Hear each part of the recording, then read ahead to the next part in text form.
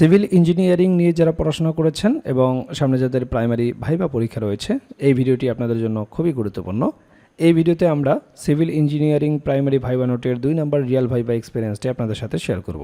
আশা করছি আসন্ন ভাইবা পরীক্ষায় আপনারা কিছু প্রশ্ন এখান থেকে সরাসরি কমন পাবেন এবং বুঝতে পারবেন কী ধরনের প্রশ্নগুলো আপনাকে ভাইবা বোর্ডে ফেস করতে হবে।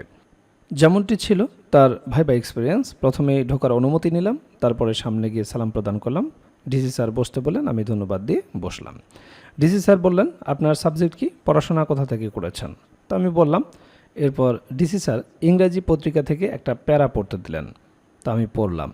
মনে রাখবেন, ভাইবা বোর্ডে সাধারণত এই কাজটি করা হয়, সেটি হচ্ছে ইংরেজি পত্রিকা থেকে কোনো একটা প্যারা পড়তে দেওয়া হয়। তারা চেক করে যে আপনি সঠিক উচ্চারণে পড়তে পারছেন কিনা, সেখান থেকে 2-1টি ওয়ার্ড মিনিংও জিজ্ঞেস করতে পারে। এছাড়াও প্রাথমিক বইয়ের প্রিফেস পড়তে দিতে পারে। এরপর ডিপিও স্যার জিজ্ঞেস করলেন, আপনার বিএসসি পয়েন্ট কত? তো আমি বললাম। পিটিআই স্যার তখন জাতীয় পরিচয়পত্র চেক করছেন। ডিসি স্যার জিজ্ঞেস করলেন, বিজ্ঞান কি ও প্রযুক্তি কি? তো আমি বললাম, বিজ্ঞান হলো প্রকৃতি ও বাস্তব জগৎকে পর্যবেক্ষণ, পরীক্ষা নিরীক্ষা ও যৌক্তিক বিশ্লেষণের মাধ্যমে বোঝার একটি পদ্ধতি, যার মূল লক্ষ্য জ্ঞান অর্জন ও প্রাকৃতিক ঘটনা ব্যাখ্যা করা। অন্যদিকে প্রযুক্তি হলো বিজ্ঞানের মাধ্যমে অর্জিত জ্ঞানকে কাজে লাগিয়ে বাস্তব জীবনের সমস্যা সমাধান ও মানুষের জীবনযাত্রা মান উন্নয়নের জন্য প্রয়োজনীয় যন্ত্র, সরঞ্জাম ও পদ্ধতি তৈরি করার ব্যবহারিক প্রয়োগ। এরপর স্যার জিজ্ঞেস করলেন, ডিজাইন কি, ড্রয়িং কি?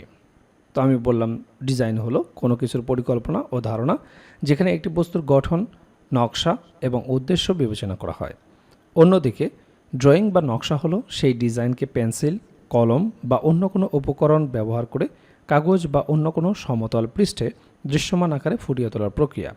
সহজভাবে যদি বলতে চান, এভাবে বলতে পারেন, ডিজাইন হলো কিভাবে আর ড্রয়িং হলো কিভাবে দেখতে হবে এর একটি পদ্ধতিগত উপস্থাপন।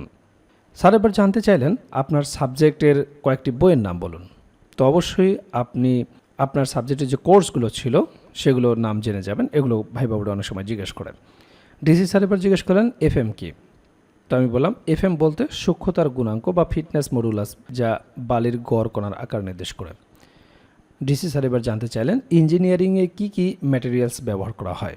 তো আমি বললাম, ইঞ্জিনিয়ারিংয়ে ব্যবহৃত প্রধান ম্যাটেরিয়ালগুলো হলো ধাতু ও সংস্কার ধাতু, সিরামিক ও গ্লাস, পলিমার, কম্পোজিট এবং ন্যানো ম্যাটেরিয়াল। এই উপকরণগুলো নির্মাণ, কম্পিউটার, বিমান, বায়োমেডিক্যাল ডিভাইস সহ বিভিন্ন পণ্য তৈরিতে ব্যবহৃত হয়। এরপর স্যার জানতে চাইলেন, রিইনফোর্সমেন্ট কি? আমি উত্তর করলাম। এরপর ডিসি স্যার জিজ্ঞেস করলেন, এফআর খান কে? বললাম, ডক্টর ফজলুর রহমান খান বা এফআর খান ছিলেন বিশ্ববিখ্যাত বাংলাদেশি স্থপতি ও প্রকৌশলী। এরপর স্যার জানতে চাইলেন, আপনার এলাকা কত নং সেক্টরের অধীনে ছিল এবং হেডকোয়ার্টার কোথায় ছিল? নিজ জেলা সম্পর্কে যে প্রশ্নগুলো, এগুলো অবশ্যই আপনাকে পারতে হবে, না হলে একটা নেগেটিভ ইফেক্ট কিন্তু ভাইবা বোর্ডে পড়বে। এরপর স্যার জানতে চাইলেন, ব্রিটিশ বিরোধী আন্দোলনের কয়েকজন শহীদদের নাম বলুন। তো আমি বললাম। এরপর জিজ্ঞেস করলেন, চাকরি হলে করবেন? তো এখানে আপনারা নিজের মতো উত্তর দেবেন, কেন এই চাকরিটা হলে করবেন। কিংবা আপনাকে জিজ্ঞেস করতে পারে যে, সিভিল ইঞ্জিনিয়ারিংয়ে পড়েছেন, প্রাইমারি সেক্টরে আপনি কি করবেন, কিংবা আপনার অর্জিত জ্ঞান কিভাবে প্রাইমারিতে কাজে লাগাবেন। তো এই উত্তর কিন্তু আমাদের এই নোটে সংযোজন করা আছে। একেবারে প্রথমেই আমরা এই উত্তর সংযোজন করে দিয়েছি, কারণ এই প্রশ্নটি ভাইবা বোর্ডে বেশি জিজ্ঞেস করে যে, আপনি সিভিল ইঞ্জিনিয়ারিংয়ে পড়েছেন, প্রাইমারি সেক্টরে আপনার অর্জিত জ্ঞান কিভাবে আপনি কাজে লাগাবেন। এরপর ডিসি স্যার বলেন, আপনি এবার আসুন। আমি সালাম দিয়ে চলে আসলাম।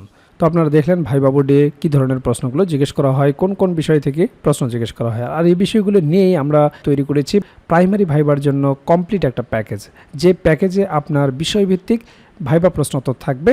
একেবারে রিয়েল ভাইবার আলোকে বিষয়ভিত্তিক নোটটি তৈরি করা হয়েছে, যেখানে বিগত বছরে যে রিয়েল ভাইবাগুলো হয়েছে তা সুন্দরভাবে সমাধান করে দেওয়া হয়েছে। সেই রিয়েল ভাইবাগুলোও যদি আপনারা ভালো মতো দেখে যান, সেখান থেকেই বেশিরভাগ প্রশ্ন আপনারা কমন পেয়ে যাবেন।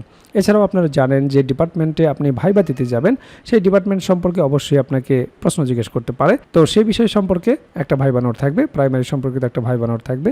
প্রাইমারি ভাইবায় অবশ্যই আপনাকে অনুবাদ জিজ্ঞেস করবে, অনুবাদের উপর একটা ভাইবা নোট থাকবে, যেগুলো প্র্যাকটিস করে গেলেই যথেষ্ট। এরপর আপনার নিজ জেলা সম্পর্কে অবশ্যই আপনাকে 2-1টি প্রশ্ন জিজ্ঞেস করতে পারে। আপনার জেলা কেন বিখ্যাত, আপনার জেলা দর্শনীয় স্থান কি, আপনার জেলার নামকরণ ইতিহাস কি, বিখ্যাত খাবার কি, ভাষা ও সংস্কৃতি সম্পর্কে জিজ্ঞেস করতে পারে, মুক্তিযুদ্ধে কী অবদান রেখেছিল, নানাবিধ গুরুত্বপূর্ণ প্রশ্ন থেকে আপনাকে 2-4টি প্রশ্ন জিজ্ঞেস করতে পারে। তো সে সম্পর্কিত আপনার জেলার ওপর সুন্দর একটা সাজানো গোছানো নোট থাকবে। এছাড়াও 1947 থেকে শুরু করে বর্তমান সমসাময়িক পর্যন্ত গুরুত্বপূর্ণ বিষয়ের উপর যে সমস্ত প্রশ্নগুলো আপনাকে জিজ্ঞেস করতে পারে সেই বিষয়গুলো নিয়ে সুন্দরভাবে সাজানো গোছানো একটা সাধারণ জ্ঞান ভাইবা নোট থাকবে। এছাড়াও আপনারা জানেন যে প্রাইমারি ভাইবা বোর্ডে বাংলা ব্যাকরণ এবং সাহিত্য অংশ থেকে বেসিক কিছু প্রশ্ন জিজ্ঞেস করে থাকে, সে বিষয়ে একটি ভাইবা নোট থাকবে। এছাড়াও গণিতের একটি বেসিক ভাইবা নোট থাকবে। আপনারা জানেন যে পাটিগণিত, বীজগণিত এবং জ্যামিতি অংশ থেকে কিছু বেসিক প্রশ্ন জিজ্ঞেস করা হয়। যেহেতু আপনি প্রাইমারির শিক্ষকতা করবেন, একেবারে বেসিক জিনিসগুলো যদি আপনি না বলতে পারেন তাহলে চাকরি পাওয়াটা আপনার জন্য দুষ্কর হয়ে যাবে।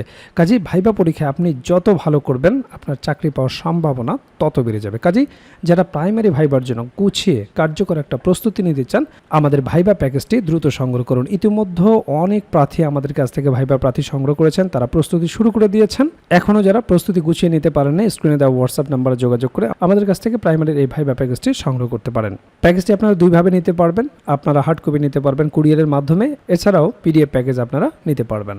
কাজেই দেরি না করে দ্রুত স্ক্রিনে দেওয়া হোয়াটসঅ্যাপ নাম্বারে যোগাযোগ করে প্যাকেজটি সংগ্রহ করুন।